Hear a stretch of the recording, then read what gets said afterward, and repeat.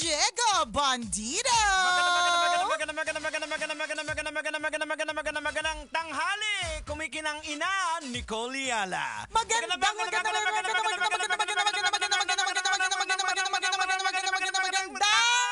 tanghali! Mga kabisya! Hi, Diego! Hello, Nicole! Uy, kanina, kasi syempre, di ba, meron tayong tinatawag na Operation Tulong. So, kanina, nagpunta ako dun meron akong pinuntahan dyan sa may area ng Manila. Okay. Tapos, namigay tayo ng libreng tubig. Nagpatubig ka. Oo, may patubig, may pa-donut, ganyan, ang eksena. Tapos, syempre, pasalamat tayong lahat sa Operation Tulong. At tapos, nakilala ko ng mga tao doon. Uy, si Nicole. Talaga? Ay, ganito pa rin feeling ng konsehal. Ganito pala. Ganito pala yung pakiramdam. Pero sana ang wish natin, Diego, no, yung mga talagang gumagawa ng ganyan. Kasi tayo, of course, we do it for Operation Tulong. Talagang sincerely, ito po yung ginagawa ng Love Radio at lahat ng mga members ng MBC Media Group para makatulong sa mga kababayan talaga natin.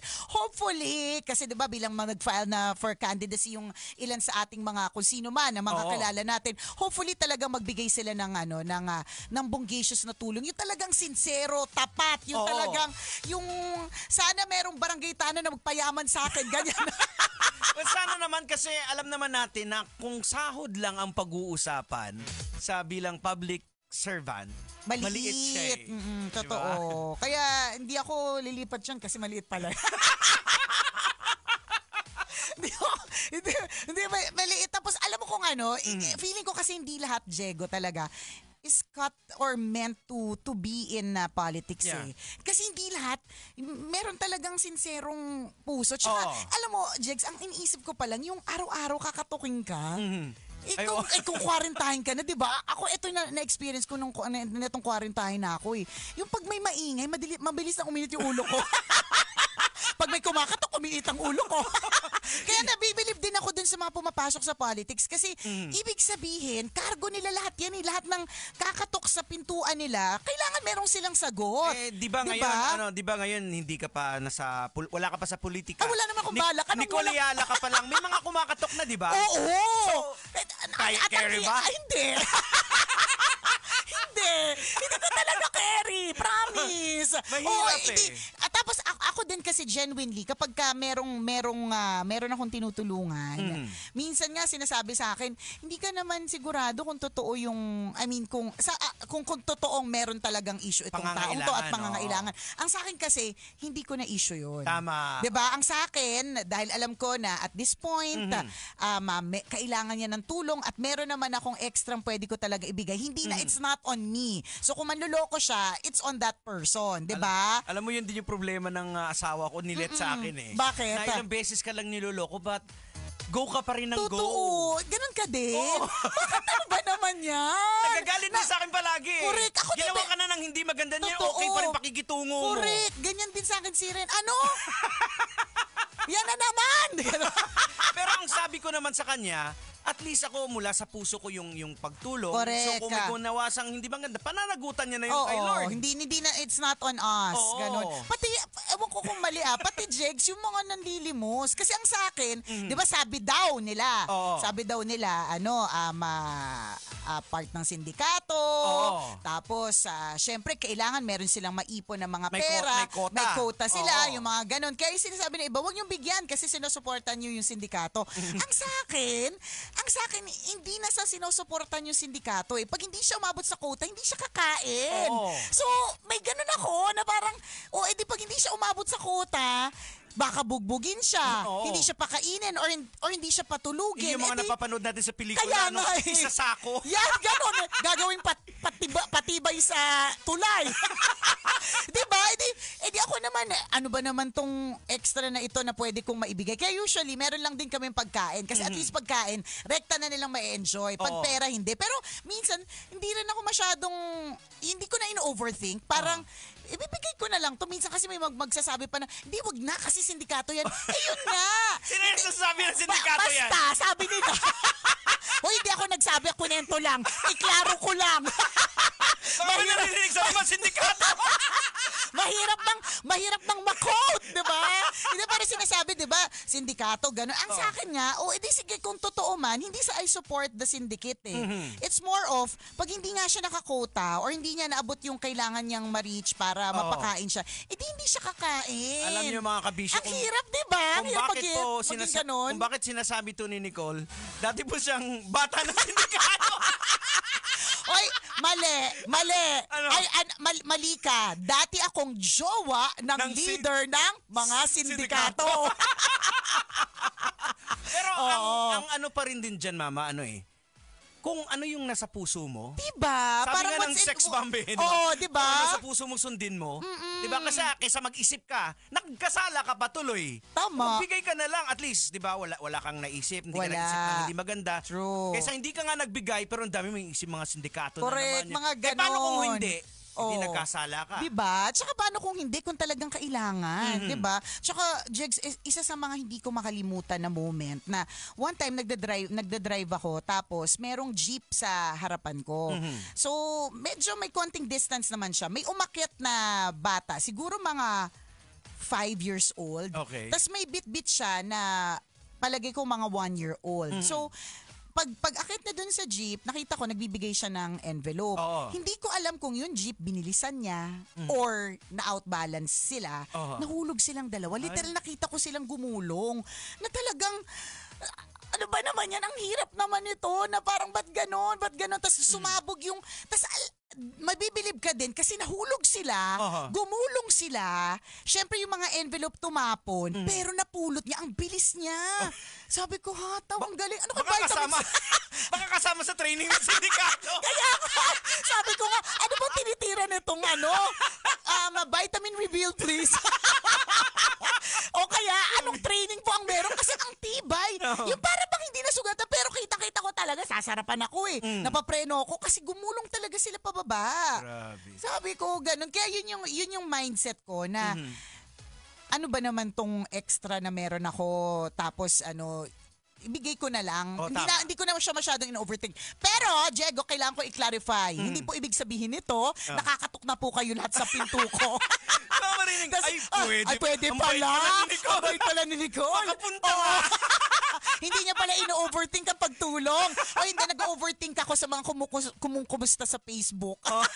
Ino-overthink ko yung kumustang yan. Hindi, ang point ko lang, kasi kanina pinag-usapan natin yun, di ba? Nakakabilib yung mga politiko na how they can actually serve na hindi sila nababaliw sa araw-araw may kumakatok sa kanila. Kasi tayo, I'm sure you receive messages sa Diego Bandido Facebook page. Ako rin, meron, di ba? Pahingin ng panggatas. Oo, lahat na ng uri, pamasahe, lahat na ng uri ng may kwento. Sakit, correct, lahat na talaga ganun. May mga pinipili lang ako though, na talagang medyo yung naantig talaga yung kalooban ko. Pero hindi lahat. Kaya. Hindi naman kakayanin na sweldo ko yun Alam mo sa akin, yung mga nagme-message kahit sa personal, sabi ko prayers lang. Diba? Which I prayed for them naman. Correct. Talaga. Which is a very, very powerful tool. At dapat ganun kayo. Speaking of, di ba minsan ganyan tayo, I will pray for you kapag nalaman natin, yung kaibigan natin, may sakit ganyan. Ilang percent po yung sinabi ninyong I will pray for you na actual kayo nag-pray para doon sa tao? Tanong! Nako! Ang mga hindi nag-pray left the group. Hindi kasi ang bilis lang nating sinasabi yun pag-pray kita, pero hindi mo naman talaga pinag-pray. Aminin nyo na. Sino sa atin? Bata-bata sa langit! Ganon, di ba? So, ang galing lang na yung mga politiko ganon, they can actually say yes to whatever people will, di ba, ask of them. Ang galing, kaya sana talaga, yun talagang truly my heart. Sa atin nga, medyo na-stress na tayo, di ba? Ilang tao pa lang yung nagme-message sa'yo, yung may sakit yung nanay, yung pambili ng gatas o diaper, na-stress na tayo. So, paano pa sila na up close and personal, correct, pupunta sa'yo. May mga umiiyak pa talaga. Totoo. Tsaka hindi lang, Jegs, hindi lang yung may sakit, tsaka may karamdaman. Pang-inom, pang-yosi.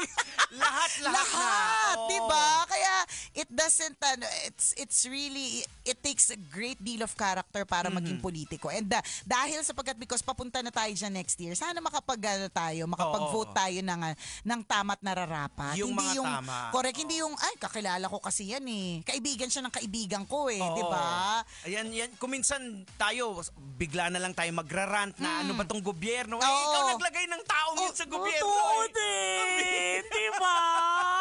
Di, tsaka wag tayong masyadong magpapabulag sa mga sinasabi. Kasi hindi naman lahat ay talagang truly na totoo. Yun naman talagang katotohanan dyan. Yan, Diba? ang sabi nga nila, malalaman mo yung character ng tao hindi sa galing kung paano magsalit. Tingnan mo yung fruits kung paano siya mamuhay. Kung paano siya makitungo sa ibang, ibang tao. Yung halimbawa off-cam, Yes. wala sa opisina, makikita mo kung ano talaga yung ugali niya. At hindi lang yun, Jegs. Makikita mo talaga ang tunay na ugali ng isang tao kung paano siya makitungo sa mga maliliit na tao. Kasi may mga ibang tao na kapag ang kausap nila ay pangmalakasan, ang bait-bait. Oo. Talagang hindi makabasag pinggan. Talagang yung parang masasabi mo, hay, nako, papunta na sa langit ang kabaitan niya. Pero kapag trumato ng mas mababa sa kanya, dun mo talaga makikita yun kung ano yung tunay niyang character, kung paano siya to deal with the low, yung mga hampas lupa, di ba? Hindi, ibig sabihin yung kung paano siya makapag-deal sa mga taong mabababa. Correct. Diba? Kaya halimbawa, charot lang sa hampas lupa, baka mag-sensitive tayo. Halimbawa, kasi ako hampas lupa mismo, ikaw hampas lupa ka din. Tama, Oo naman. hampas lupa. Oo. Kung gusto mo, for example, kung gusto mo makilala si Nicole Yala, Yan. wag mo kakausapin si Jowa Dick. Yan, Huwag mo wag. kausapin si Prince, Wag, si Princess. wag. Kasi Kausapin syempre- mo, sinong kausapin? Si Ate Kim. Correct, si Ate Kim. O kaya, kausapin mo si Kajot. Oo, yan. Yan, kausapin mo yung ano. Kasi yun sila yung nakakakita talaga kung Yes. sino ka. Kausapin mo yung mga guards. Oo, yan. Ganon, ganyan. Oo. Yun yung sinasabi natin na yun yung malalaman mo talaga kung ano yung tunay, di ba? Pero alam mo, isa pang dahilan kung bakit hindi ko papasukan yung politics, ang galing nila to memorize names. No, Ako, okay. Diego, promise. Makakalimutin ka. Oo, hindi lang yun. Minsan nga, Ilang anesthesia ba tinaksak ewan sa'yo? ko ba, parang 6,788.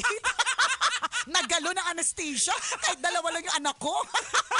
Minsan, di ko sure kung nakwento ko to sa'yo. Merong isang beses na pumunta dito na sobrang detalyado yung memories niya tungkol sa aming dalawa. Oo. Ano to babae na tita-tita na, mas matanda Okay. sa akin, ganyan. Na nakwento niya na yung van na, yung lumang-lumang van ko, yung unang sasakyan namin na karag-karag na walang aircon, nakwento niya na sila daw, hinatid ko daw sila sa Antipolo. Tapos tuwan-tuwa daw sila kasi pwede namang hindi kasi taga Mandaluyong ako noon, Oo. ganyan. Tapos may paghatid, tapos alam mo, Diego, promise, sa totoo lang, hindi ko na matandaan.